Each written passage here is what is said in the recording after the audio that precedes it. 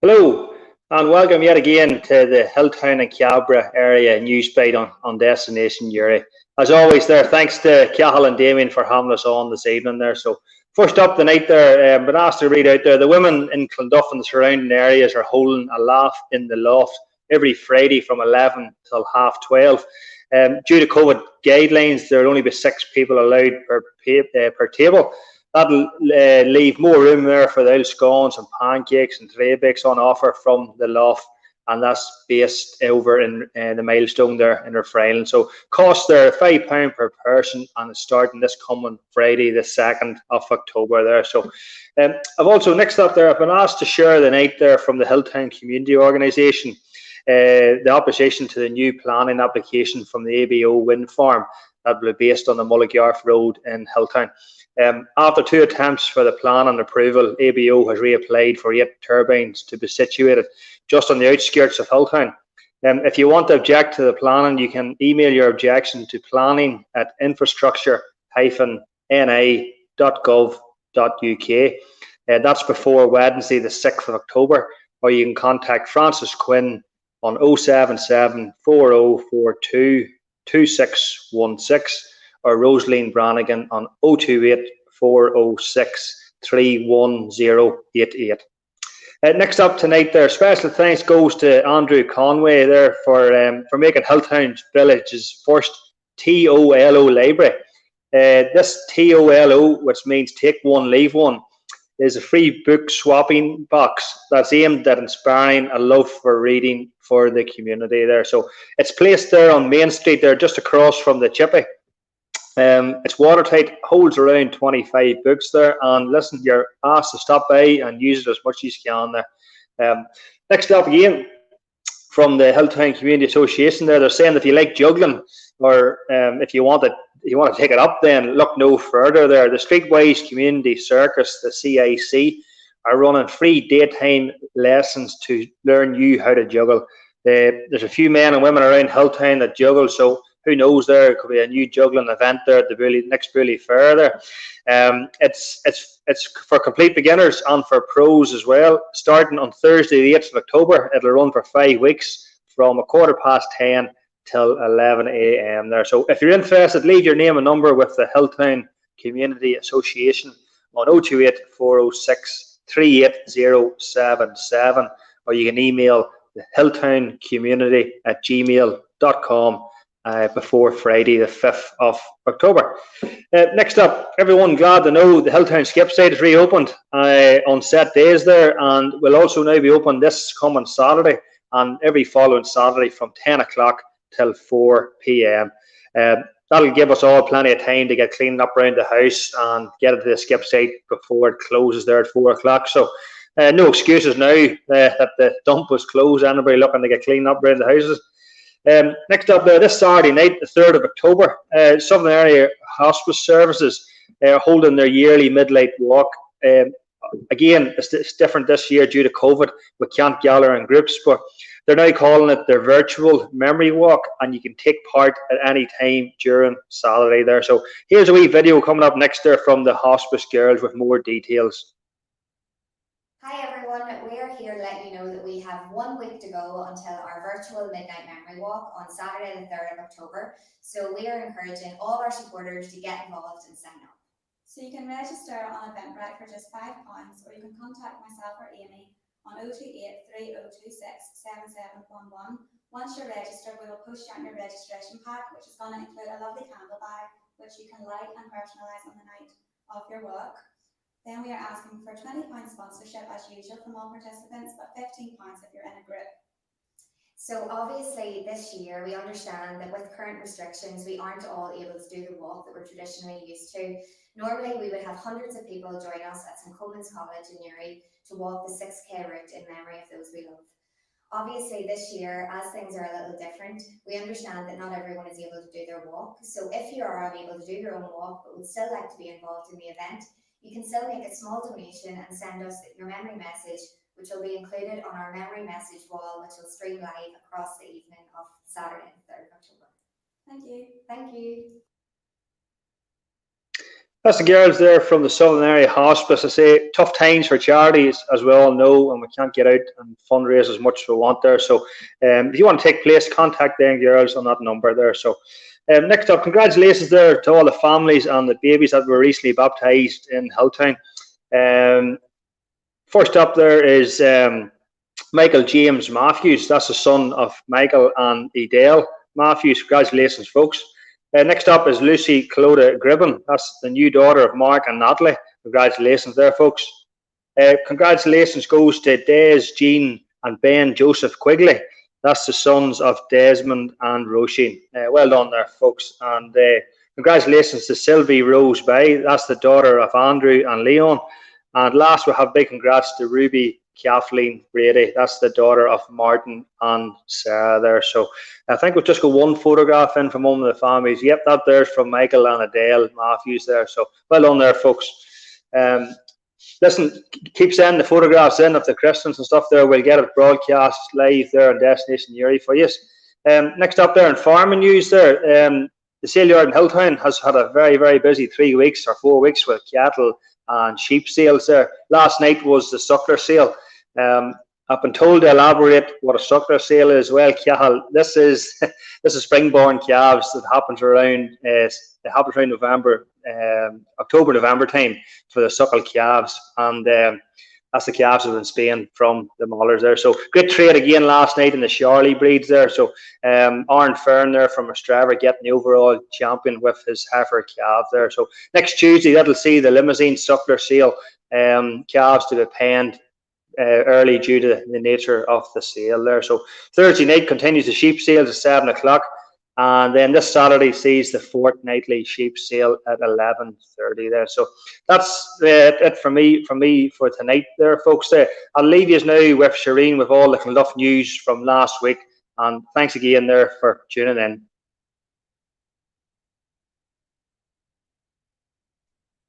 Clonduff news with me, Shireen Linus, on Destination Uri. So we're starting off this week with Clonduff under 13 hurlers. And the Clonduff lads are through to the hurling final of the Shield. The Clonduff lads had a runaway victory over Ballela in the under 13 hurling Shield semi-final in Ballela on Sunday morning. They will play either Carryduff or Caliph in the final on Sunday morning coming. Clonduff lads are a very skillful team and were clinical in the front of the goal, as well as clinical attackers in defence with seldom trouble, but whenever they were, the lads had the ability to clear their lines and set up another attack. Well done, lads, and to your mentors, Eddie Clancy and Jim Mernon. And just a wee shout out to the team. So we've got Shane Quinn, Shane Morgan, Ali Morris, Eddie Clancy, Ian McCaffrey, Rory Binks, Ethan Kane, Sean McGravy, John Joe Boyle, Oisin McGivern, Ethan McFerrin, and Jamie Colquhoun. And speed recovery to James Matthews, who was unable to attend. So hopefully you'll be there on Sunday morning coming. We wish them all the best on Sunday, and all support is vital for these young lads, and hopefully they'll bring home the Shield to Clonduff. So on to the under 9 and under 11 hurlers. There will be a parish league run over the next 3 weekends for the under 9 and under 11 hurlers. Throw-in will be 5 p.m. commencing on Saturday evening. The boys will be divided into the 4 provinces of Munster, Leinster, Ulster and Connacht, and play the league off on a round-robin basis over the 3 weeks. So it should be great fun for all the boys. And then on to football. And my apologies for the wrong information last week. But the senior footballers do commence this Friday, the 2nd of October. And the senior footballers are against Bransford. And it starts at 7:30 p.m. in the Clonduff grounds. And remember, spectators are limited up to 200 per person. And this is inclusive of the players and officials. So get there early. So on to Camogie and under 16 ladies against Ballygallagher on Saturday past. And however, their luck wasn't on their side, and the girls let Ballygallagher get the best of them. But sure, we can't have everything. Under 14 girls are waiting patiently to find out who they will be playing in the final of the championship, and they rate the winners of the other semi-final. So come on, under 14s, good luck to you going forward. And the minor Camogues will commence their championship campaign at the end of October. Now on to ladies Gaelic football and the under-14s. Girls made the long journey to Cherryfield on Sunday morning for the second group game in their championship against Breda.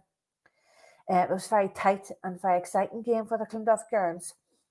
However, the home side in the closing stages of the game scored a goal and a couple of points to emerge the winners. The end score was Breda 5-10, Clonduff 4-7. It was a great performance from the Clonduff ladies, so keep up the hard work until your next group game in 2 weeks' time. And a wee shout out to the girls here as well. So Rosie McCoy, Lily Rafferty, Elle Woods, Orla Murphy, Faye McGee, Laura Shields, Clodagh Kelly, Grace Kelly, Niamh McGivern, Iona Grant, Cadla Gibney, Orla McCann, Louisa Morgan, Anna Crosby, Anna Morgan, Eva Rose McShane and Brianna McLean. Well done, girls. And on to the under-16s ladies. And the under-16 ladies have their first match of their championship after foregoing their first round match. The game will be at home this Sunday against Saville. Old rivals there, girls. A match commences at 12:30 and we wish you all the best, so we do. And this is a message from our chairperson. So this is just to reiterate the safety that we need in our fields at this time going forward. So this is a message to the players, parents, spectators. Let's keep playing our games but safely. Thank you for your continuing support. With the upsurge in COVID-19, which has now come very close to home, our parents and spectators, as well as players and mentors, have a vital role to play in keeping our whole community safe.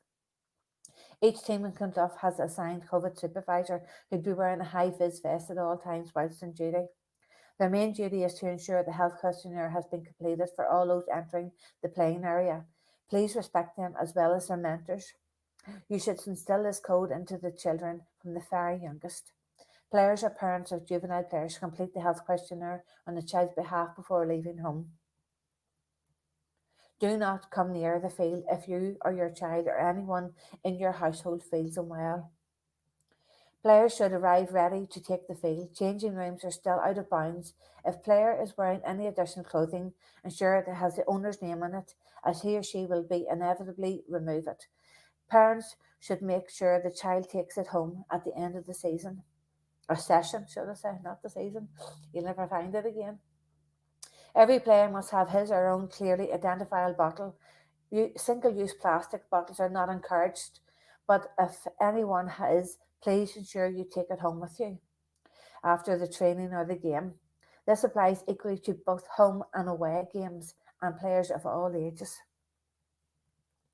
There is a one-way entry-exit system in place for all pitch users. Parents are asked to direct the children to the right entry gate and the mentors will direct them to the right exit gate.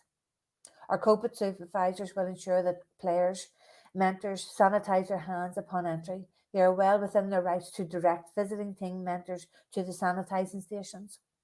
Sanitising stations are also positioned at the exit gates. Parent spectators are not permitted on the field of play. Those who help out with the under-7 and nursery academies are the exception. The COVID supervisor will ask parents of older children to leave the field. This is particularly relevant to the back field. Please note, the viewing area for the back pitch is the recently levelled area above it on the roadside.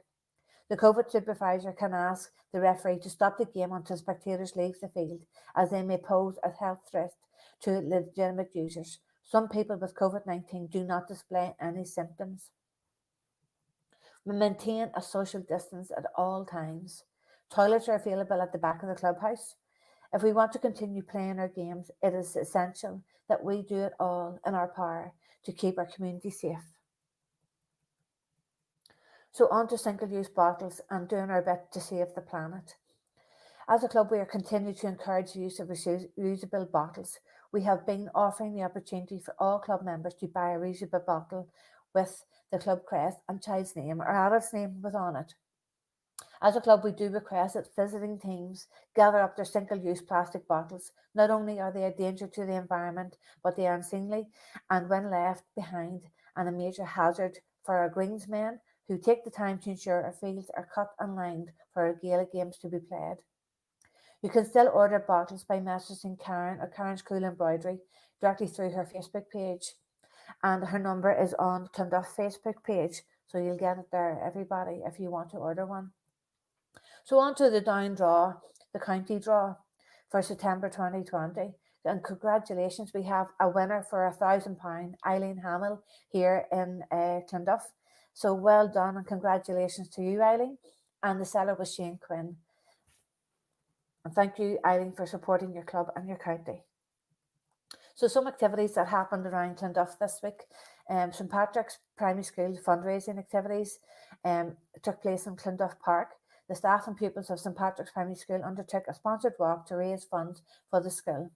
In the interest of health and safety, the children walked around the perimeter of Park Coolan Dam in their class bubbles. Pardon my Irish, sir. It's not the greatest, but I do apologise. And each bubble was accompanied by 2 adults.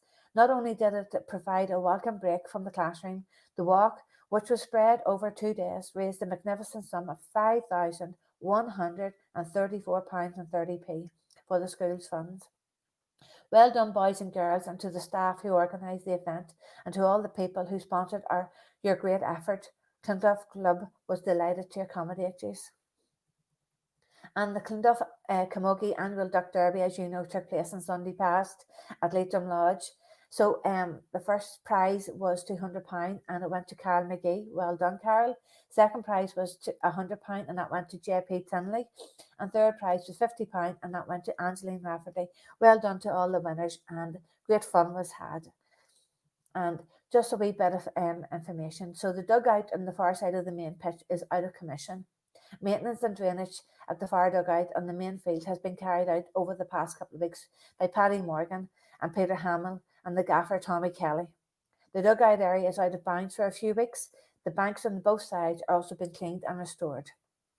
So please keep away. So the Friends of Clonduff Lotto took place there on Monday evening and on September the 28th. And the Lotto jackpot was £7,000, ladies and gentlemen. And there was no jackpot winner. And the numbers were 2, 14, 15 and 17. And there was only one match-3 winner who got £100 to take home with them. So next week's jackpot is £7,100. Remember, if you're not in, you can't win. And you can enter our lotto without even leaving home and they enter via Club Finder online. Please note, the cut-off time for purchasing lotto tickets online is 8 p.m. on Monday evening. Any lotto tickets purchased online after this time will be entered into the following week's draw. And you can also, purchase tickets on using the lotto box and lotto books from the sellers and the local community shops. So Clonduff shop has now reopened. Opening hours are 10:30 a.m. to 12 noon every Sunday, and the Christmas Club had opened but is now closed because there was such a demand and the date had been brought forward to get the order in. We have 2 new items added: new playing and training jersey our senior footballers wore in the recent championship games. Please check in the shop if you need to order. They may have some in stock from time to time, but the orders, as I say, have gone all in. So thank you very much, and I'll see you all next week again. Bye.